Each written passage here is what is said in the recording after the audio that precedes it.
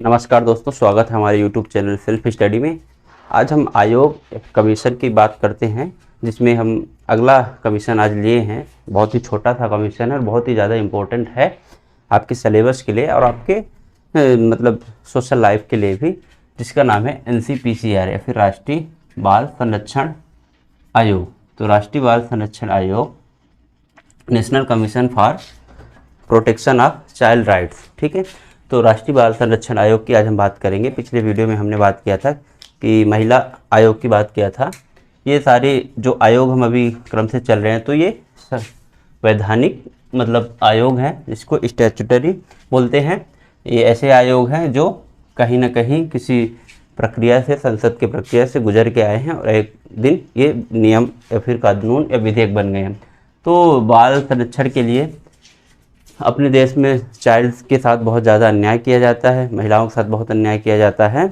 तो इसी संदर्भ में महिला वाला हमने देख लिया। तो अभी चाइल्ड की बात करते हैं। तो चाइल्ड के साथ आप सोच सकते हैं कौन कौन से अत्याचार हो सकते हैं।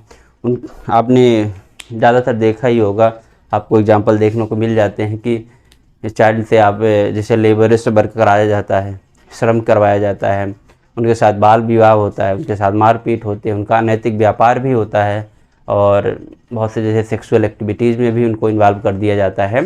तो इन सब सारे ऑफेंसेस से, सारे अपराधों से बचने के लिए और रोकने के लिए गवर्नमेंट ने एक क्या किया है, बाल संरक्षण आयोग की स्थापना की है। जिसमें क्या रहेगा कि ये जितने भी आपके साथ गलत काम हो रहे हैं, जितने आपके साथ अत्याचार हो रहा है, तो उनको जाँच करना और उनसे रिलेटेड जो भी है कानूनी कार्रवाई करना, ये आपके बाल संरक्षण आयोग का काम होता है। ठीक है, तो बाल संरक्षण आयोग की बात करते हैं। ये क्विक रिवीजन के तौर पे हमारा वीडियो रहेगा कि इसको आप यूज करेंगे और लास्ट टाइम एग्जाम टाइम आप देख के जाएगा और काफ़ी फ्रूटफुल रहेगा ये आपके लिए। तो सबसे पहले हम जिस भी आयोग की बात करते हैं तो उसकी एक बैकग्राउंड की बात करते हैं। तो बैकग्राउंड इसका आया है child right protection act. Child right protection act जो कि 2005 में आया था, उससे आपका ये बाल संरक्षण आयोग फिर जाके बनता है। कोई भी एक्ट आता है उसके तहत ही आयोगों का निर्माण किया जाता है और जो संवैधानिक होते हैं तो संवैधानिक संविधान में वर्णन होते ही हैं। तो सबसे पहले आप देखेंगे CRP act, child right protection act 2005 में आया। तो ये किन किन स्तरों में आया, सबसे पहले इसकी हम चर्चा कर लेते हैं। तो चाइल्ड राइट प्रोटेक्शन एक्ट 3 स्तर पे आया। सबसे पहले आपका नेशनल लेवल पे, राष्ट्रीय स्तर पे, दूसरा आया आपकी स्टेट लेवल पे, तीसरा आता है डिस्ट्रिक्ट लेवल पे। ठीक है, तो राष्ट्रीय स्तर और राज्य स्तर और जिला स्तर। तो राष्ट्रीय स्तर की हम बात करें तो राष्ट्रीय स्तर पे ही राष्ट्रीय बाल संरक्षण आयोग की स्थापना की गई। राज्य में राज्य बाल संरक्षण आयोग और जिला में भी होता है। ठीक है, तो इस तरह हम अभी बात कर रहे हैं राष्ट्रीय बाल संरक्षण आयोग के। तो इसका इस्टेब्लिशमेंट का ईयर, आप थोड़ा पीछे जाइए। सबसे पहले क्या आपको ये रखना है याद, ये वैधानिक एक संस्था है या फिर निकाय है। इसके बाद फिर इसमें ये बात करना है कि कौन से अधिनियम से आया। तो 2005 के अधिनियम से आया चाइल्ड राइट प्रोटेक्शन एक्ट, बाल संरक्षण अधिकार। फिर इस्टेब्लिशमेंट कब हुआ इसका, तो इस्टेब्लिशमेंट की अगर इसकी हम ईयर बात करते हैं तो ईयर की बात करते हैं इस्टेब्लिशमेंट की 2007। आप याद रखिएगा, इसका डेट है 5 मार्च 2007। ठीक है, फिर हेडक्वार्टर की अगर हम बात कर लेते हैं तो इसका न्यू दिल्ली।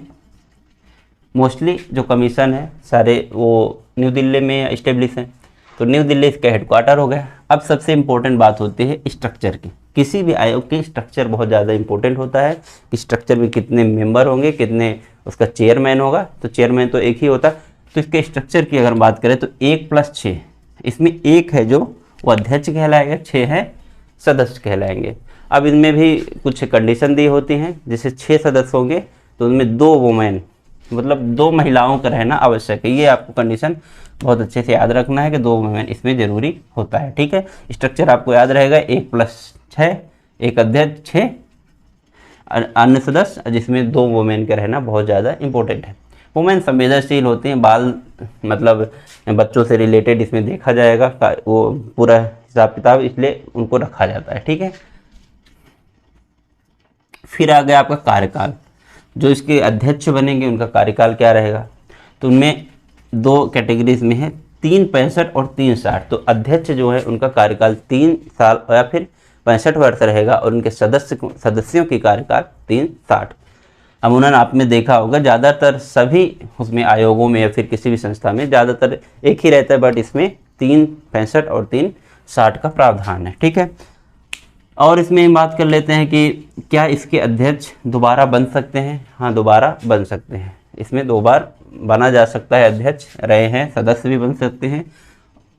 एक और कंडीशन इसमें आती है कि अगर आयोग में मान लीजिए किसी वजह से आपका क्या है, आयोग में रिक्ति है, सदस्य या फिर अध्यक्ष की रिक्ति है, मतलब खाली है, तो उसको फुलफिल करने के लिए 90 दिन, मतलब 90 दिन से ज़्यादा ये खाली नहीं रह सकता। अगर 90 दिन के बाद तुरंत ही 91वें दिन के आगे फिर से वो एक नया अध्यक्ष या फिर सदस्य बना दिया जाएगा। तो 90 दिन से ज़्यादा ये पद खाली नहीं रह सकता। ठीक है, नोडल एजेंसी की अगर हम बात करते हैं, नोडल एजेंसी इसमें भी महिला एवं बाल विकास है, बाल विकास, महिला एवं बाल विकास प्रेजेंट में स्मृति ईरानी जी है, वो इसमें देखते हैं। ठीक है, फिर उसके बाद क्वालिफिकेशन की बात करते हैं, तो इसमें चेयरमैन, अध्यक्ष और मेंबर की बात कर लेते हैं। तो चेयरमैन, जैसे आप इसमें मोस्टली देखा जाएगा कि चेयरमैन और सदस्य सबकी क्वालिफिकेशन मोस्टली एक ही होती है। जैसे सबसे मेन इंपॉर्टेंट होता है कि बच्चों के कल्याण के लिए, for the welfare of the children, कौन कितना एक्टिव है उनको इसमें बनाया जाता है। ठीक है, क्या क्वालिफिकेशन को अध्यक्ष के रूप में देखा जाए, कौन कितने वर्षों से कितना काम कर रहा है बच्चों के भविष्य संवारने में, उनको मतलब अपराध से बचाने के लिए। ठीक, तो इसमें अध्यक्ष के मेन जो वो है, तो बच्चों के कल्याण में काम करने वाला व्यक्ति होना चाहिए। सदस्य की बात करें तो इसमें भी बच्चों के कल्याण में काम करने वाला व्यक्ति होना चाहिए, एजुकेशन से रिलेटेड होना चाहिए, बाल कल्याण होना चाहिए, मनोवैज्ञानिक होना चाहिए, मतलब साइकोलॉजी थोड़ा ठीक ठाक रखता हो ज्ञान, और समाजशास्त्र आदि का ज्ञान उसके पर होना चाहिए। तो जो भी सोशल मतलब इसमें अपने आप क्वालिटीज़ हैं वो सब होना चाहिए, वो आपका अध्यक्ष और सदस्य बन सकता है। ठीक है, फिर अपॉइंटमेंट की बात कर लेते हैं। तो अपॉइंटमेंट कौन करेगा, अगेन इसमें देख लेते हैं हम कि केंद्र सरकार करेगी,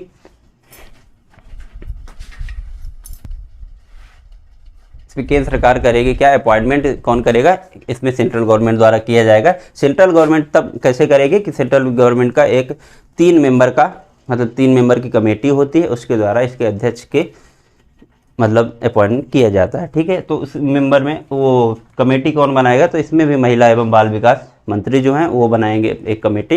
इसमें कोई निर्धारित नहीं है कौन हो सकता है, वो अपने हिसाब से बना लेंगे। ठीक है, तो अपॉइंटमेंट केंद्र सरकार द्वारा किया जाता है।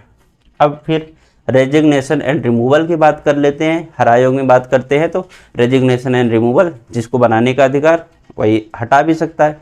तो नॉर्मल सी इसमें ये कॉमन सेंस है कि आराम से केंद्र सरकार बनाएगी, केंद्र सरकार ही उसको रिमूव कर सकती है। फिर रेजिग्नेशन ये लोग अध्यक्ष लोग, सदस्य लोग किसको देंगे, तो केंद्र सरकार को दिया जाएगा। ठीक, अब उसके बाद किस आधार पर रेजिग्नेशन ले लिया जाएगा। अगर आप मीटिंग होती हैं तो मीटिंग में 3 मीटिंग लगातार अगर आप नहीं अटेंड करते हैं तो आपको क्या कर दिया जाएगा, बर्खास्त कर दिया जाएगा, हटा दिया जाएगा, आपसे रिजाइन मांग लिया जाएगा या फिर रिमूव कर दिया जाएगा। तो ये सबसे मेन है। और क्या है, ये 2-3 कंडीशन और होती है, ये आप अपने नॉर्मल कॉमन सेंस से पता है। मेंटली डिस्टर्ब होना चाहिए तब आपको हटाया जा सकता है। फिर उसके बाद बैंकरप्ट नहीं होना चाहिए, बैंकरप्ट हो गए तो आपको हटा दिया जाएगा। And miss use of power, power का अगर आप मिस यूज करते हैं तो भी आपको हटा दिया जाएगा। ठीक है, रिपोर्ट अगेन ये किसको करेगी, सेंट्रल गवर्नमेंट को करेगी। फिर सेंट्रल गवर्नमेंट फिर से ये पार्लियामेंट में रखेंगे और उसमें चर्चा हो सकती है। ठीक है, तो इतना आपका, इतना ये पॉइंट जो आपका लेफ्ट साइड का कॉलम है, इतना आप याद कर लेंगे तो आपके लिए बहुत ही इजी रहेगा, मतलब याद करना, और काफ़ी रिमेंबर कर लेंगे तो आपको एग्ज़ाम के लिए हेल्पफुल हो जाएगा। ठीक है, तो सारी की सारी हमने लगभग बात कर ही ली है। तो अब यहाँ पे बात करेंगे कि आखिर बाल संरक्षण आयोग आया तो बाल संरक्षण या फिर चाइल्ड से रिलेटेड कितने मतलब आपके आर्टिकल ऐसे हैं कि जो जिनका वर्णन संविधान में किया गया है, और संवैधानिक अधिकार जो है बाल या फिर चिल्ड्रन से रिलेटेड कौन कौन से हैं। तो एक नज़र में हम देखेंगे आर्टिकल 15। आर्टिकल 15 में क्या है, हमने पढ़ा था, मतलब पॉलिटी में भी जानते हैं और कल भी हमने पढ़ा है कि धर्म, जात, लिंग, भाषा, इन सब के आधार पे आपके साथ कोई डिस्क्रिमिनेशन नहीं किया जाएगा। तो इसमें यह है कि डिस्क्रिमिनेशन तो नहीं किया जाएगा, बट कुछ संवेदनशील वर्ग होते हैं अपने समाज में, जैसे महिलाएं हो गई, बच्चे हो गए, बूढ़े हो गए, इनको संवेदनशील वर्ग की कैटेगरी में रखा जाता है। तो इसके पक्ष में मतलब पॉजिटिव भेदभाव कर सकते हैं। भेदभाव दो तरीके से होते हैं, एक नेगेटिव और एक पॉजिटिव भेदभाव। पॉजिटिव डिस्क्रिमिनेशन इसलिए कर सकते हैं कि ये संवेदनशील वर्ग में है। तो अगर आप नॉर्मल से एक टेंडेंसी देखिए, घर में एक बच्चा है, एक थोड़ा सा उससे बड़ा है, मतलब जवान है, तो उसमें प्रायोरिटी उसको, एक चॉकलेट है तो उसी को दी जाती है। तो आप ये नहीं बोल सकते, भले ही दोनों बच्चे हैं, लेकिन जो बच्चा है तो उसको उसके साथ पॉजिटिव डिस्क्रिमिनेशन अलाउ है, और क्योंकि वो संवेदनशील है, अभी उस चीज़ों को नहीं समझता, इसलिए आप यही है बालों के उसमें पॉजिटिव भेदभाव आप कर सकते हैं। उनको कुछ एक्स्ट्रा ग्रेवियंसेस और कुछ भी दे सकते हैं, अधिकार दे सकते हैं और उनको सुरक्षा दे सकते हैं। तो इस तरह से पॉजिटिव भेदभाव सरकार या फिर स्टेट कर सकती है उनके साथ, ये अधिकार है बच्चों का। ठीक है, इसके बाद अगेन आते हैं 21A। 21A में क्या है, तो 6 से 14 वर्ष के लिए अनिवार्य शिक्षा कर दी गई है। आर्टिकल संविधान संशोधन का 86वें संविधान संशोधन से ये किया गया है। 6 से 14 वर्ष के लिए बच्चों के लिए शिक्षा कर दी गई। आर्टिकल 23 फिर से आ गया दुर्व्यापार और बालाश्रम। इसमें फिर से मतलब यही है कि आप बच्चों से काम नहीं करवाएंगे पहली बात, और करवाएंगे तो ये नहीं है कि उनको फ्री में दे दिया जाए। बालाश्रम मतलब कि बिना पैसे दिए उनसे काम करवा लेना, और दुर्व्यापार उनका व्यापार करना। बहुत सारी ह्यूमन ट्रैफिकिंग होती है। आप देखेंगे नॉर्थ ईस्ट साइड में, अपने इंडिया में देखा नॉर्थ ईस्ट साइड, सिलीगुड़ी, इधर सब नॉर्थ बहुत सारा मतलब ह्यूमन ट्रैफिकिंग का ये पूरा सेंटर माना जाता है। फिर आर्टिकल 24 हैजार्डस फैक्ट्रीज में, कंपनीज में आपको क्या है कि बैन है कि आप इनसे बच्चों से काम नहीं करवा सकते। खासकर पटाखे कंपनी होंगे, भारी केमिकल्स में हो गया, छोटे मोटे जैसे उद्योग है, सूक्ष्म उद्योग हो गए। आप अगर खुद पर्सनली उस उद्योग से जुड़ा हुआ व्यक्ति है, उसका परिवार जुड़ा है, तो कर सकता है, और बाकी आप काम नहीं करवा सकते। ठीक, आर्टिकल 51A अगेन ये फिर से हमेशा ह्यूमन राइट्स की हम बात करते हैं, लेकिन ह्यूमन ड्यूटीज़ की कोई बात नहीं करता, क्योंकि उसमें ड्यूटी निभानी होती है। तो 51A में मतलब संविधान में ये वर्णन है कि जो पेरेंट्स हैं, उनके माता पिता हैं, उनका बेसिक ड्यूटी है कि अपने बच्चों को पढ़ाए। अनिवार्य शिक्षा देना इम्पोर्टेंट है इसमें भी। ठीक है, फिर हो गया आर्टिकल 45। आर्टिकल 45 में यह है कि 0 से 6 वर्ष के 0 to 6 ईयर चाइल्ड को आपको कंपलसरी शिक्षा देना ही है। ठीक है, तो इस तरह से हमने संवैधानिक कॉन्स्टिट्यूशनल राइट्स की बात कर ली है कि जो जो बच्चों से रिलेटेड है। अब आ जाते हैं कि कुछ समय समय पे हमारे देश में एक्ट आए हैं, अधिनियम पारित हुए हैं, इनके संरक्षण के लिए, बच्चों को भविष्य को बनाने के लिए, बच्चों के भविष्य खतरे में न जाए इसको संवारने के लिए। तो कुछ एक्ट है, इम्पोर्टेंट एक्ट है बालक श्रम गिरवी। तो बालक श्रम गिरवी 1993 में। पहले क्या होता था, जैसे आप किसी के यहाँ काम कर रहे हैं, पहले आप काम करते चले गए, उनसे उधार ले लिया कभी, फिर उसका उधार चुकाने के लिए आप अपने बच्चों को रख देते थे कि आप काम करते रहिए, हमारा बच्चा तब तक काम करेगा जब तक जिंदा आप हैं। ऐसा वैसा चलता था, अभी भी चलता है। तो उससे बालक श्रम जो गिरवी रखते थे, 1993 में इस एक्ट को लाया गया है कि इससे छुटकारा मिलेगा। ठीक है, देन आएगा अनैतिक व्यापार। अगेन फिर से इसमें है अनैतिक व्यापार, इसमें ह्यूमन ट्रैफिकिंग की ही बात करते हैं। इससे अनैतिक व्यापार करना नहीं है, अनैतिक व्यापार निवारण करना है। 1956 में इसका एक्ट आया था। फिर आएगा बाल श्रम प्रतिषेध, मतलब चाइल्ड लेबर प्रोहिबिटेड कर दिया गया 1986 से। ठीक, फिर किशोर न्यायालय के संरक्षण बना है 2005 में। बाल विवाह प्रतिषेध बना है 2006 में। बाल विवाह कर दिया जाता था पहले, और अभी भी कर देते हैं, लेकिन ठीक है, आजकल मोस्टली लोग नहीं करते हैं क्योंकि आजकल कंडीशन ही ऐसी है कि हो ही नहीं पाती। ठीक है, बाल विवाह प्रतिषेध 2006 में आया। शिक्षा का अधिकार 2009, RTE बहुत फेमस है, इसको आपको अलग से भी पढ़ना पड़ेगा, right to education. Then POCSO act, सबसे मोस्ट इम्पोर्टेंट इस समय है पोस्को एक्ट, जो 2012 में आया। अगेन फिर इसमें अमेंडमेंट होके 2019 में फिर से अमेंडमेंट फॉर्म आया पोस्को का। पोस्को फुल फॉर्म है कि जैसे सेक्सुअल अफेंस में कुछ बच्चों को इंगेज कर दिया जाता है सेक्सुअली, उनको लोगों को पता नहीं, जैसे पोर्नोग्राफी वगैरह में उनको इंगेज कर दिया गया, वीडियोज़ बनाना या फिर खुद इंगेज होना, तो ये पोस्को हो गया।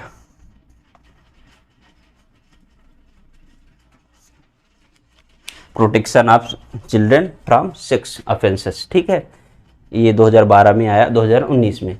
अब फिर बात कर लेते हैं हम राष्ट्रीय बाल संरक्षण आयोग में, जो इम्पोर्टेंट, काफ़ी हमने इतना इम्पोर्टेंट बातें कर लिया है। इसके बाद सबसे बड़ी बात करें आयोग की, जहाँ हम बात कर लें तो इसके अध्यक्ष की बात कर रहे हैं कि अध्यक्ष कौन कौन अभी तक बना है। तो इनमें शांता सिन्हा पहले, सबसे इम्पोर्टेंट ये शांता सिन्हा जी हैं। फिर उसके बाद शांता सिन्हा दोबारा बनी हैं, फिर कुशल सिंह बने हैं, फिर स्तुति नारायण काकर बने हैं।